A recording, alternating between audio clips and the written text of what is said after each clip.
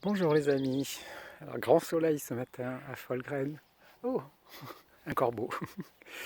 Euh, Hier j'ai entendu une phrase étrange. Une personne qui me racontait qu'une autre personne ne voulait pas l'approcher parce qu'elle ne vibrait plus l'abondance. Et je me disais que les travailleurs de lumière s'étaient fait enculer encore par la voracité.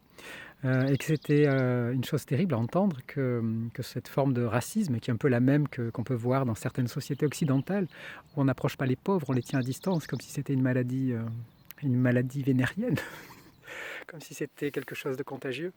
Et les travailleurs de lumière, les guerriers de lumière, souvent se laissent avoir par cette chose un peu sombre, qui est une forme de racisme énergétique.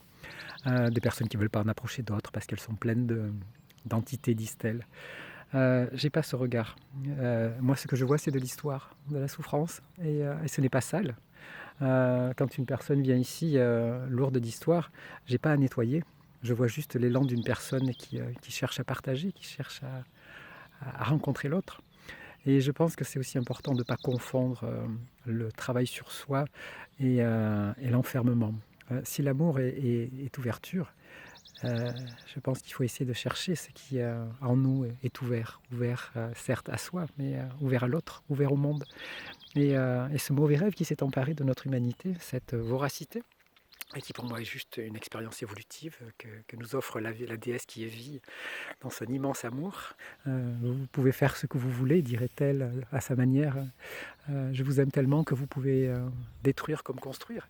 Eh bien, voilà, nous avons aussi ce choix d'explorer cette voracité, cette hiérarchisation des choses qui est le patriarcat, qui est le capitalisme, qui est la loi du plus fort, qui est une illusion mortifère et qui nous bouffe et qui nous ronge. Alors attention, nous qui nous disons travailleurs de lumière ou guerriers de lumière, à ne pas reproduire et à ne pas nous faire avoir par ces sombres choses.